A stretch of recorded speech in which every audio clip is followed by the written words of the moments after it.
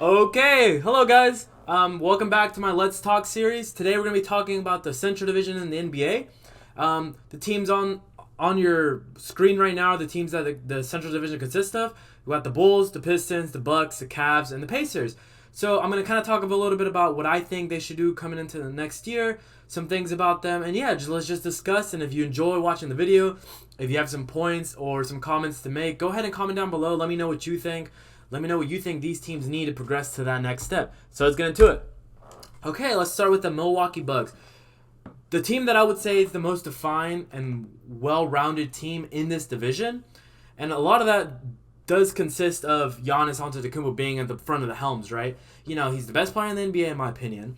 One of the best defenders, if not the best defender in the NBA. The best help defender in the NBA for sure.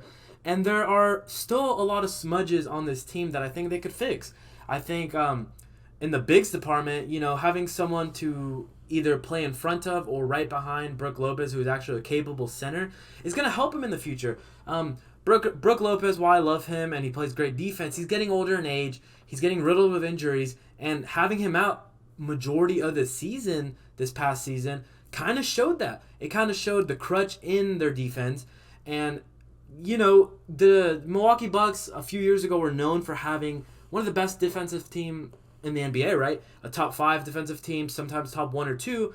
And this last year they were right in the middle of the pack, 13th, and they're not the best shooting team also. And so there's a lot of things that come with that. But I think adding a big to this team would really help the Milwaukee Bucks take that next step. And I think having someone alongside Giannis, help in the paint, help on D, is really going to progress this team. Another thing is that you would assume that a team with Giannis would have a lot of effort into it, right? Because Giannis is one of the most, one of the players with the most hustle on any team ever.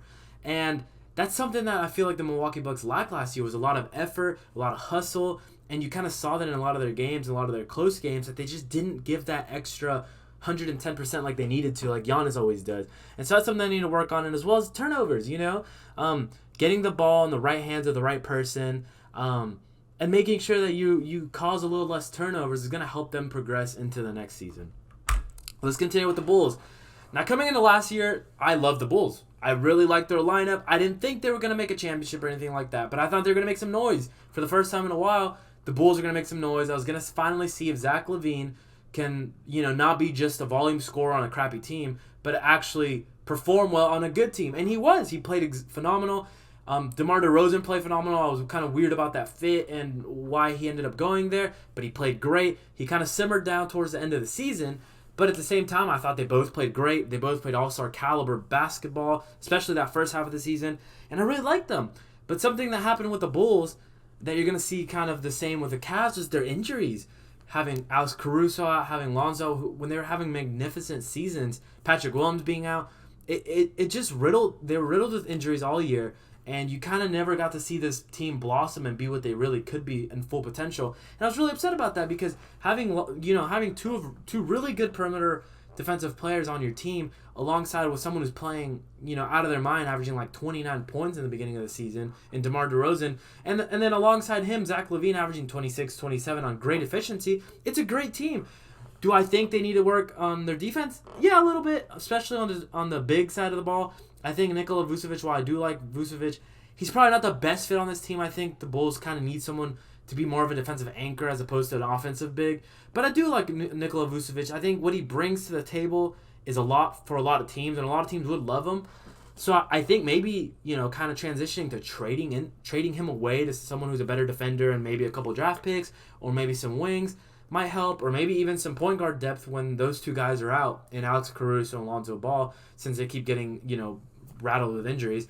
It's kind of unfortunate hearing that Lonzo Ball is not going to be there at the start of the season.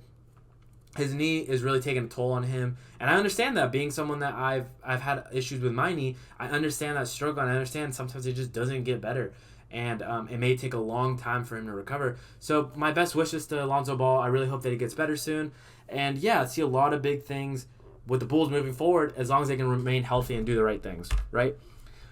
Let's talk about the Cleveland Cavaliers.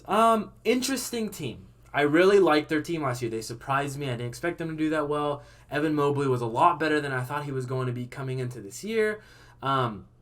I think he has a extremely bright future in the NBA. I think he's gonna be one of those like defensive players of the year candidate almost every year. I think he's gonna be a talent that is gonna, of the ages essentially on the defensive side of the ball, right? And if he can get that offense up, it's game over for everybody. So what I would really do want to talk about, which is something that just happened so recently, is the big move, Donovan Mitchell onto the Cavs, right? A lot of people did not expect that. There was some speculation he would go here, he would go there. The Knicks were a huge one. And honestly, looking at the trade packages, I don't understand why he didn't go to the Knicks, because I think the Knicks trade package was probably a little bit better. Although I will say that the Cavs did give him a lot of good stuff as well. There's nothing wrong with a ton of draft picks and Colin Sexton and Lauri Markkanen, etc., right? And I do think that they got a good package. I just think the Knicks would have been better. But aside from that, I think that we're going to see a really fun team in Cleveland. I'm excited to see them. They're not one of my more watched teams. They're not one of the most exciting teams in the NBA. But I think them moving forward, adding Spida to the team, it's going to be great for them. I think that lineup's pretty solid. As long as everyone can stay healthy, that's going to be the main thing. Injuries riddled them last year, just like the Bulls, but even worse. They're one of the top 2 teams in the NBA, and then they just got hit by injuries, and then they dropped to 6th, 7th, and then they were in the play-in. And it was tough because you kind of built up this presence of I'm a top 2, top 3 seed all year, and then you completely drop to a playing spot, and you're kind of playing from behind, missing a ton of guys, but you have a lot of talent on this team. And I would just like to see them progress this year. I think I'd like to see what they have going on, and I think that injuries is going to be the biggest thing for them, but also consistently playing good defense. They were 5th ranked defensive team in the NBA last year, and I think they keep that up. They have a bright future ahead of themselves, and they could even see a consistent playoff spot moving forward, not just the play-in. Okay, the Detroit Pistons is the next team. Not a whole lot to say. I really like their draft picks. I think they probably had the best draft in the NBA this year. Jaden Ivey, Jalen Duran, 2 solid guys. I think 5th pick and 14th pick.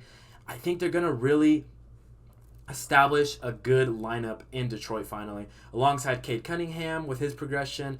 And they have a ton of young guys, and I think progression is going to be the key word for them. But I think as they keep progressing their team and acclimating Cade Cunningham for it to be his team moving forward, I think they're going to be great. I think they're going to be one of those teams that is going to be great in 3 to 4 years.